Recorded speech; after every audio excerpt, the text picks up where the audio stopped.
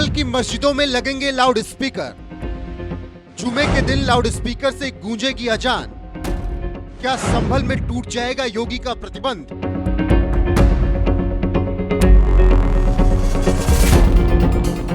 कोई दंगा नहीं, कोई कर्फ्यू नहीं, दंगा भी नहीं, कर्फ्यू भी नहीं। और साथ साथ जितने भी बड़े बड़े माइक लगे हुए थे ना ऊपर, वे सब उतार करके रख दिए गए हैं।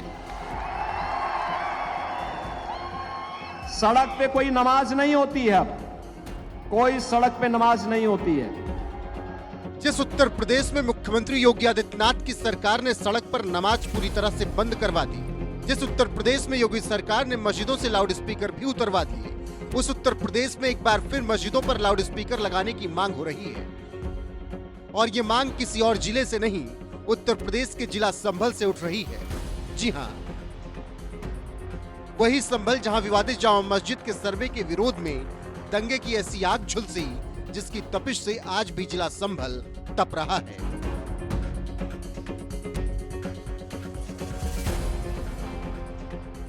दंगाइयों की अकड़ तोड़ने के लिए पिछले कई महीनों से जिस संभल में पुलिसिया बूटों की धमक सुनाई दे रही है, उस संभल की मस्जिदों में अब एक बार फिर लाउड स्पीकर लगाए जाने की मांग उठ रही है।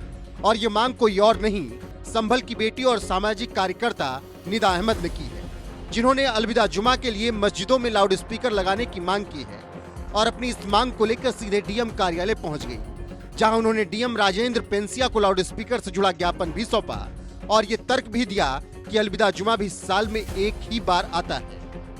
मैं निदा अहमद अलविदा के जुम्मे की नमाज के वक्त संभल की सभी मस्जिदों में लाउड स्पीकर की अनुमति के लिए आज संभल डीएम डॉक्टर राजेंद्र पेंसिया जी और संभल एसडीएम वंदना मिश्रा जी से मिली।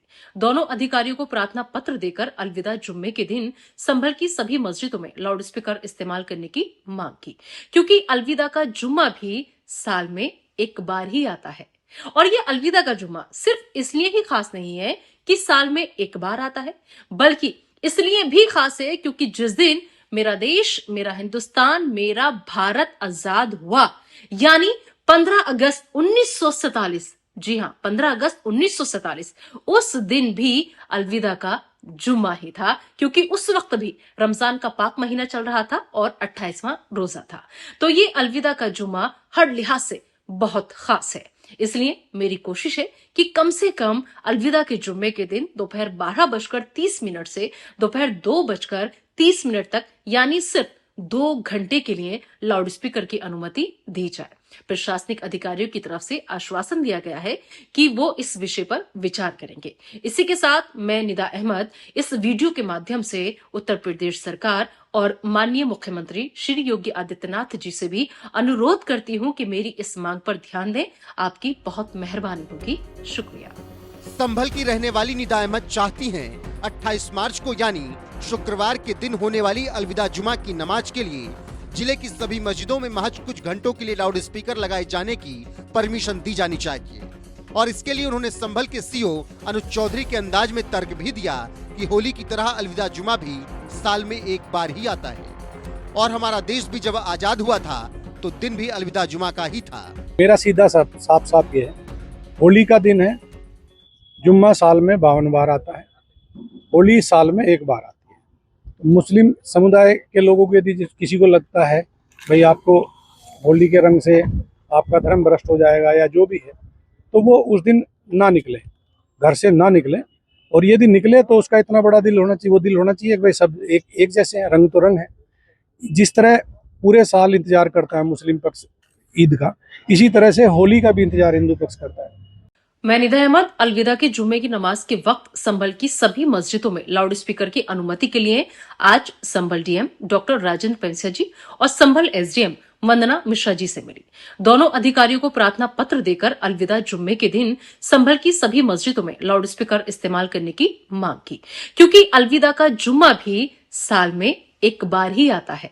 और ये अलविदा का जुम्मा सिर्फ इसलिए ही खास नहीं है कि साल में एक बार आता है, बल्कि इसलिए भी खास है क्योंकि जिस दिन मेरा देश, मेरा हिंदुस्तान, मेरा भारत आजाद हुआ, यानी 15 अगस्त 1947, जी हां, 15 अगस्त 1947 उस दिन भी अलविदा का जुम्मा ही था, क्योंकि उस वक्त भी रमजान का पाक महीना चल रहा था और 28वां रोजा था। तो ये अलविदा का जुम्मा हर लिहाज से बहुत खास है। इसलिए मेरी कोशिश है कि कम से कम अलविदा के जुम्मे के दिन दोपहर 12:30 से दोपहर 2:30 तक, यानी सिर्फ 2 घंटे के लिए लाउड स्पीकर की अनुमति दी जाए।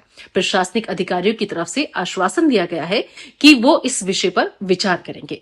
इसी के साथ मैं निदा अहमद इस वीडियो के माध्यम से उत्तर प्रदेश सरकार और माननीय मुख्यमंत्री श्री योगी आदित्यनाथ जी से भी अनुरोध करती हूं कि मेरी इस मांग पर ध्यान दें।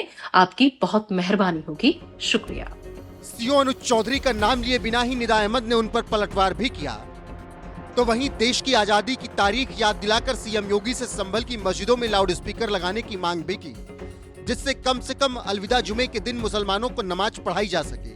तो वहीं डीएम से लेकर एसडीएम तक तमाम अधिकारियों ने भी उन्हें मस्जिदों में लाउड स्पीकर लगाने के लिए आश्वासन दे दिया है। वैसे आपको क्या लगता है, क्या संभल की बेटी निदा अहमद की गुहार योगी सरकार मानेगी और नियम तोड़कर महज कुछ घंटों के लिए 28 मार्च को मस्जिदों पर लाउड स्पीकर लगाने की इजाजत देगी? अपनी राय कमेंट कर हमें जरूर बताएं। साथ ही सीएम योगी ने एक इंटरव्यू के दौरान मस्जिद और मुसलमानों पर क्या कुछ कहा, आइए आपको सुनाते हैं। आने की बात कर रहे हैं, क्योंकि जो बुलडोजर चला है, आज नागपुर में चला है, यहाँ पर भी कोर्ट भी कहता है कि ये बुलडोजर जस्टिस बंद होना चाहिए, लेकिन कोई बंद नहीं कर रहा। आज भी नागपुर में चला है, तो ये जब बुलडोजर जस्टिस जब मना किया है फिर भी चल रहा है। देखो, जो न्याय मानते होंगे उनके लिए न्याय होता है।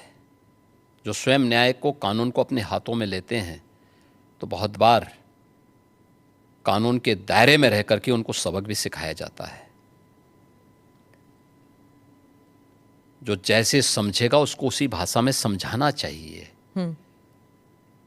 आप मुझे बताइए, कोई हिंसक बनकर के प्रहार करने के लिए आ जाए हमारे सामने और हम उसके सामने गिड़गिड़ाएं, ये नहीं। अगर वो हिंसक बन के आया तो उसको पहले उसकी हिंसा का प्रतिकार तो वहाँ पे करना पड़ेगा ना। आप कानून के दायरे की बात कर रहे हैं, फिर आपने कहा कि संभल पे आ रही हूँ मैं, आपने कहा कि संभल में 65 कुछ तीर्थ स्थल हैं, 64 और 18 की पहचान हो गई है। योगी जी अब बढ़ गए 54 तक पहुंच गई है। आप कितनी जगह खोदेंगे, कितने मस्जिद? जितने भी होंगे सब ढूंढेंगे, जितने भी होंगे सब ढूंढेंगे, सब निकालेंगे और दुनिया को बोलेंगे कि भगवान ने जिसको आंखें दी हैं वो आके देखो तो क्या हुआ था संभल में। देखिए, संभल एक सच्चाई है और मैं इसलिए नहीं कह रहा हूं भाई आपको उपासना विधि की पूरी छूट है, कहीं भी आप बनाइए, लेकिन आप तो इस्लाम के मुद्दों से ही भटक करके काम किए हैं। पर ये तो बन चुके हैं, अब बन नहीं चुके हैं। इस्लाम कहता है कि किसी भी हिंदू मंदिर या किसी हिंदू घर को तोड़ करके आपके द्वारा बनाई गई कोई भी इबादत गृह ये खुदा को स्वीकार्य नहीं है। क्यों आपने बनाई? आप तो इस्लाम के विरुद्ध आचरण कर रहे हैं। पर आप तो कानून के दायरे में रहकर, हम कानून के दायरे में रह के सब काम कर रहे हैं। अगर कानून के दायरे में रह रहे हैं तो फिर आप मथुरा की बात क्यों उठा रहे हैं? मथुरा की बात क्यों नहीं उठानी? मथुरा श्री कृष्ण की जन्मभूमि नहीं है क्या? पर वो तो अब कोर्ट में है ना। कोर्ट का ही आदेश पालन कर रहे हैं ना, तो अब तक तो वहाँ बहुत कुछ हो गया होता। तो अयोध्या, काशी, अब फिर मथुरा भी, और कितने? और आप मुझे बताइए, सनातन हिंदू धर्म के जो महत्वपूर्ण स्थल हैं उन सभी स्थलों को हमारी विरासत के प्रतीक हैं। देखिए, डॉक्टर राम मनोहर लोहिया के नाम पे राजनीति बहुत सारे लोग करते होंगे। में 65 निकाल रहे हैं आप, तो फिर 65 नहीं, वहाँ 68 सभी तीर्थों को हम निकाल रहे हैं।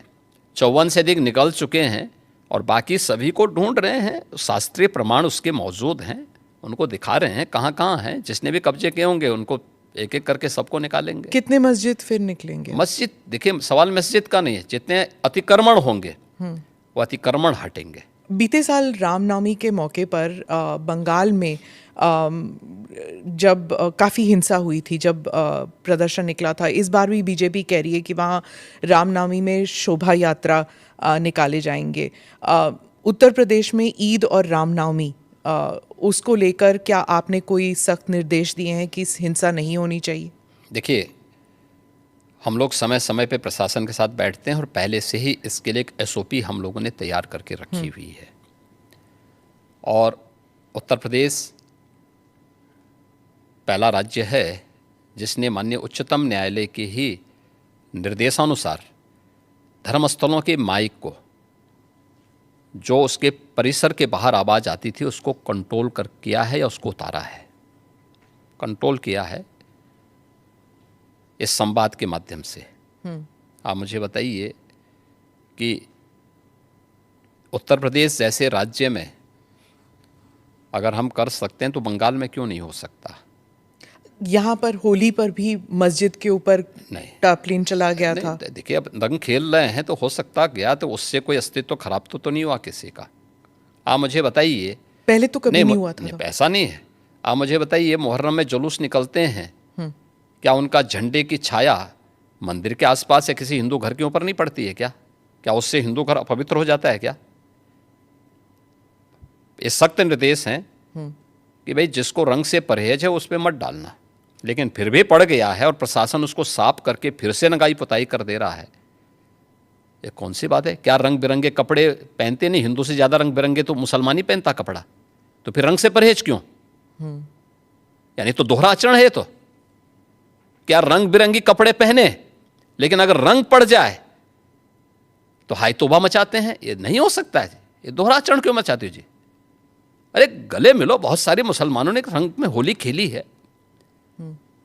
शाहजहांपुर में तो नवाब साहब की पूरी झांकी निकलती, शोभा यात्रा ही निकलती वहां पे। तो हमने महाकुंभ के दौरान भी देखा था कि कई मुसलमान आए थे। तो क्या दिक्कत है? हाँ, अच्छी बात थी। अगर कोई अपने को भारतीय मानता है, कुंभ तो सभी भारतीयों का है और आना चाहिए कुंभ में। मैंने तो कहा था जो भारतीय बनकर के आएगा, श्रद्धा भाव के साथ आएगा, उसका स्वागत है। लेकिन अगर कोई किसी नकारात्मक मानसिकता के साथ आता है तो स्वीकार्य नहीं। जी।